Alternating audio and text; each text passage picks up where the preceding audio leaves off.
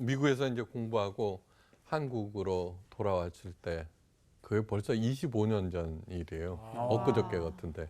선생님이 50이시죠? 근데 가장 크게 변한 거가 네. 첫째는 먹는 문화. 어. 먹는 문화. 어떻게? 그래서 저기 식당에 갔는데 파채에다가 간장 이렇게 했잖아. 고기 찍어 먹으라고. 네. 그게 뭔지 몰랐어요. 그 정도였어요? 그전에는 없었어요. 그 미국에서는 또 그런 게 없으니까. 네. 또 하나는 뭐냐 그러면 복음성가였어요. 그전에는 복음성가가 없었어요. 진짜요? 네. 아, 찬송가만 부르실 때 가셨다가. 그렇죠. 와. 그래. 그래서 와. 내 작은 신음에도 응답하시는 네. 그거 얼마나 감동적이었는지. 주만 바라볼지라. 맞아. 네. 네. 그다음에 또 하나 크게 감동시킨 노래. 저는 사실은 음악을 별로 안 좋아해요. 네. 그건 뭐냐 그러면은 공평하신 하나님. 아, 왠지 그런 줄 알았어. 나 진짜 딱 이럴 줄 알았어. 네, 그럼요. 네. 그거는 엄청났어요. 그 감동이. 그거를 작곡한 분이 어떤지 알죠, 그죠? 네. 네. 그러니까 심한 언어 장애로 말을 정확히 할 수 없는데 죽고 싶어도 몸을 통제할 수가 없잖아요, 그죠? 네. 일상생활에 남의 도움 없이는 단 한순간도 버텨낼 수 없는 그런 아무짝에도 쓸모없는. 근데 어느 날 뇌리 속에 공평하신 하나님이라는 하나님의 공평이 떠올랐어요. 네. 우리도 그런 적 있죠, 그죠? 하루 종일 어떤 노래 가사가 입을 떠나지를 않아, 그죠? 네. 그럴 때 있죠. 그럴 때 있죠. 공평하다고요? 공평하다고요? 내 꼴을 보세요, 그죠? 얼마나 부인했겠어요. 그런데 그 공평하신 하나님이라는 단어가 뇌리에서 떠나지 않는 거예요.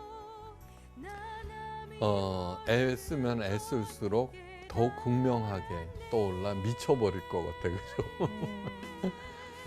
그런데 자신도 모르는 사이에 점점 평온해져 가면서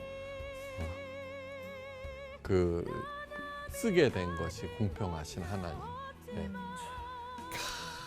뭐 엄청난 거예요. 네. 이런 묵상은 자기를 뛰어넘게 만들어요. 네. 네. 인간에게 있어서 자기를 뛰어넘어서 자기를 객관적으로 보게 하는 능력이라고 그래요. 네. 세상 그 어떤 것도. 그런데 우리들은 뭐냐 그러면 집착하게 되고 자기 안에 빠져들게. 예. 또 하나 저기 그 뭐냐 그러면은 뭐죠? 가시나무의 새. 네. 내가 너무 많아서. 예. 그죠? 네. 예. 그 가사도 참 대단한 거예요. 예. 이게 깊은 묵상은 그렇게 전혀 새로운 세계로 자기를 인도하고 그 노래를 통해서 사람들을 이끌고 하나님 앞으로 가게 하는 힘이 있죠. 네. 그죠? 예. 알아야 될 것은 뭐냐 그러면 하나님의 공평, 하나님의 정의, 하나님의 은혜, 하나님의 복은 만인에게 이미 한가득 주어졌다는 거예요. 네. 근데 사람들은 몰라요. 그거를 몰라. 네. 하나님의 말씀으로 예.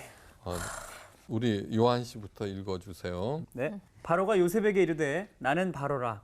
애굽 온 땅에서 내 허락이 없이는 수족을 놀릴 자가 없으리라 하고 그가 요셉의 이름을 사브낫 바네아라 하고 또 온의 제사장 보디베라의 딸 아스낫을 그에게 주어 아내로 삼게 하니라.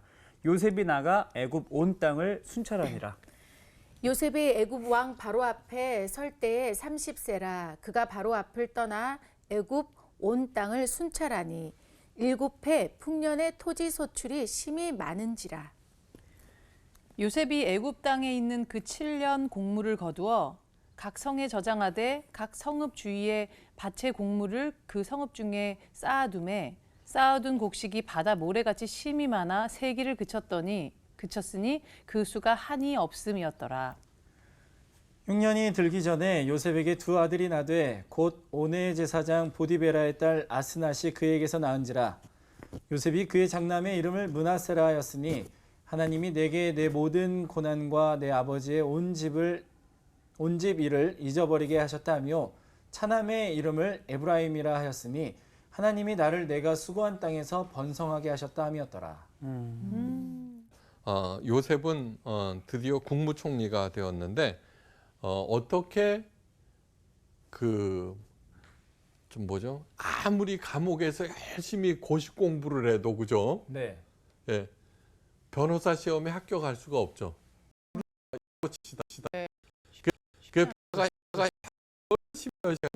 국무총리까지 되기가 쉬워요, 어려워요. 별따기죠. 어렵죠. 너무 아니 어렵죠. 불가능하다고. 네. 그렇죠. 네. 진짜. 일단 근데, 저는 힘들 것 같습니다. 17살 때, 네. 17살 때 노예로 팔려서 국무총리가 된 게 30세라고 야. 돼 와, 있어요. 진짜. 대단하다. 그게 불과 무슨 일이야. 14년이에요. 그러니까 짧은 기간이에요. 그죠? 예. 네. 하여간 좀 하나님의 사람들은 뭐가 되면은 30대 때 돼요. 아, 빨리 뭐. 30대 때. 그럼 저밖에 없네요. 그래, 왜요? 우린 이미. 예? 저도 목사가 30세 됐어요. 네. 예수님도 30세 공생애 시작하고 예. 요셉이 국무총리가 된 것도 30세. 제가 목사가 된 것도 하여간 그건 농담이었고. 이미 됐죠. 자, 뭐. 그렇게 해갖고는 하는데 오늘 조치가 내려져요. 예. 제일 먼저 파라오가 네. 바로라고 하면 파라오를 얘기하죠, 그죠? 네. 제일 먼저 한 일은 뭐냐 그러면 이름을 바꿔주는 거예요. 사브나파네요.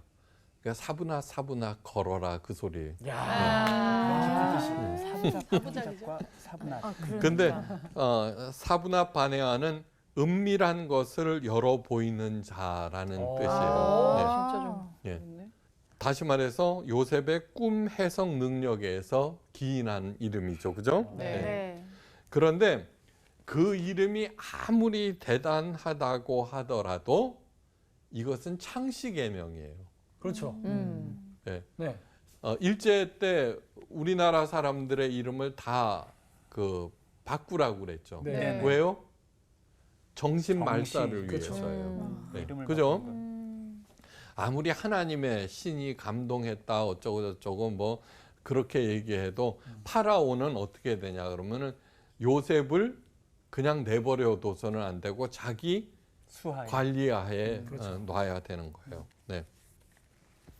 요셉에게서 하나님의 색깔을 쏙 빼고 자신의 색깔로 채우기 위한 그 작업을 진행하는 거예요. 그 다음에 요셉에게 뭐를 또 줬어요? 이름 외에 아내. 아내. 네. 예. 보디베라의 딸. 온 제사장 보디베라의 딸 아스낫을 그에게 주어 아내를 삼게 하니라 그렇게 됐어요. 자, 온 제사장이 뭘까? 온이 뭐냐 그러면은 이집트 최고의 신 태양신을 온신이라고 해요. 아, 그래요. 그렇구나. 태양신. 오. 네. 태양신을 섬겨. 그러니까 태양이 최고의 많은 신들 중에 태양신이 그렇죠. 최고. 네.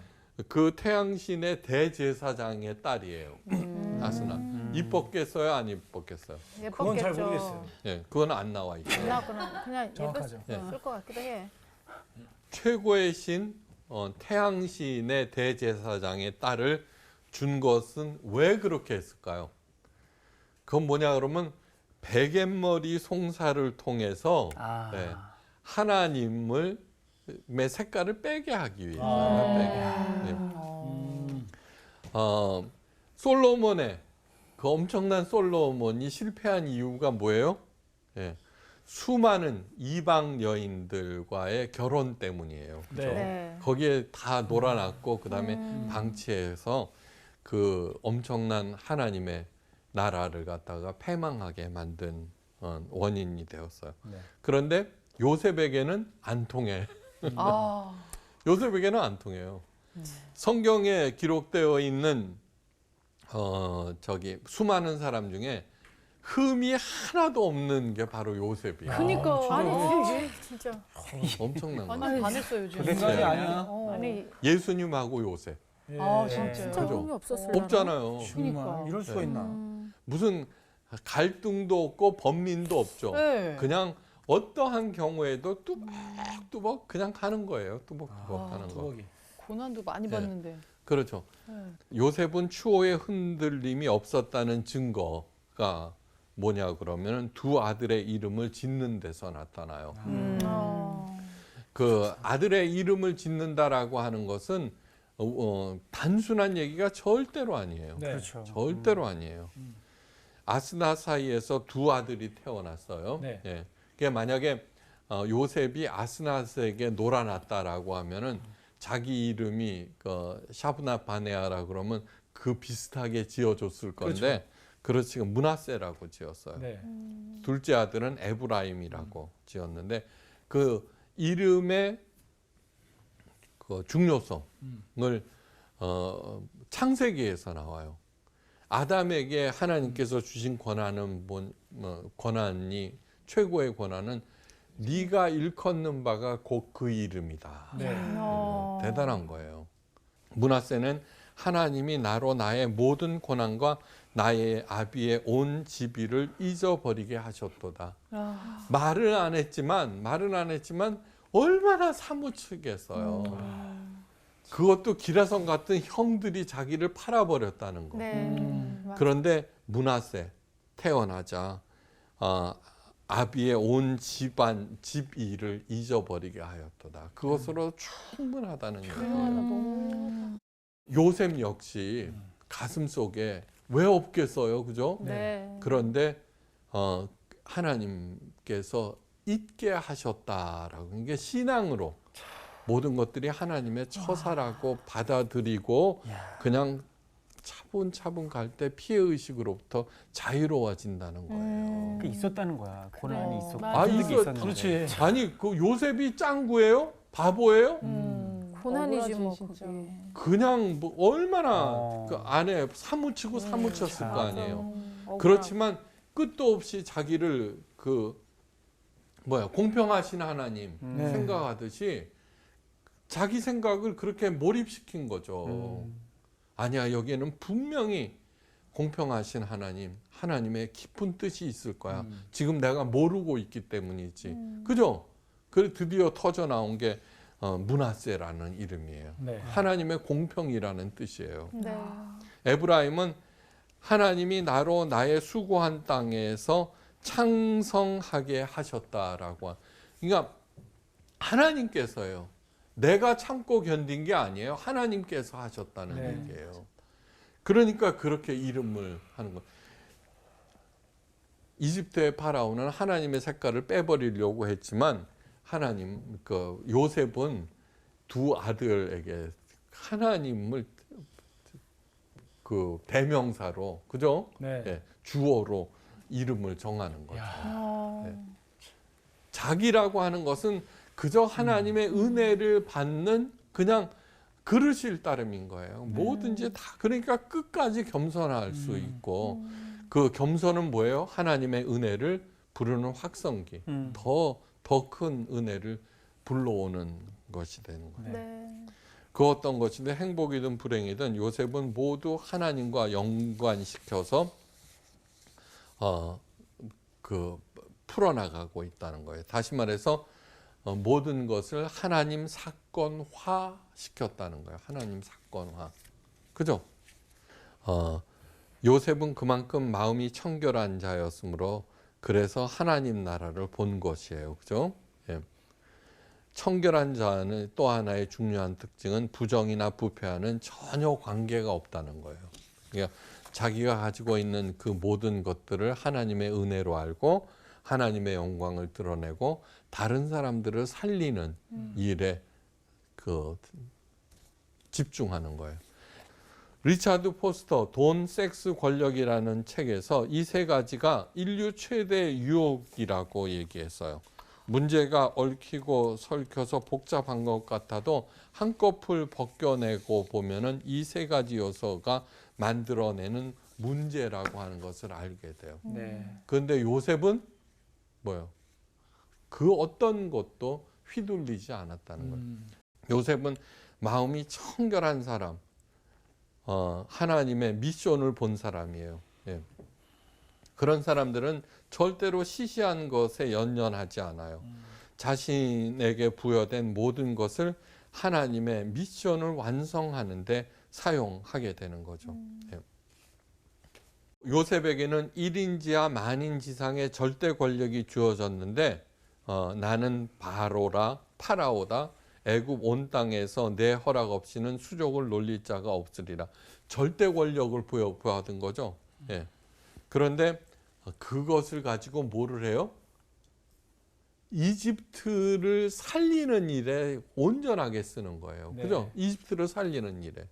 그런데 그렇게 비축한 식량이 이집트만 살린 게 아니라 온 땅을 살렸죠. 네, 네.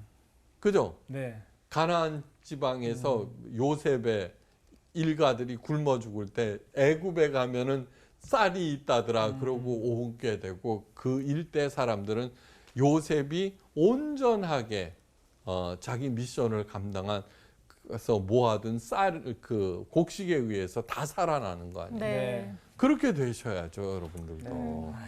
그러니까 자기가 하는 일을 네. 하나님의 사명으로 알고 그 일을 통해서 하나님의 영광을 드러내고 그 일을 통해서 사람들의 영혼을 살리는 네. 그러한 일을 한다면은 가장 존귀한 존재가 된다라고 하는 거예요.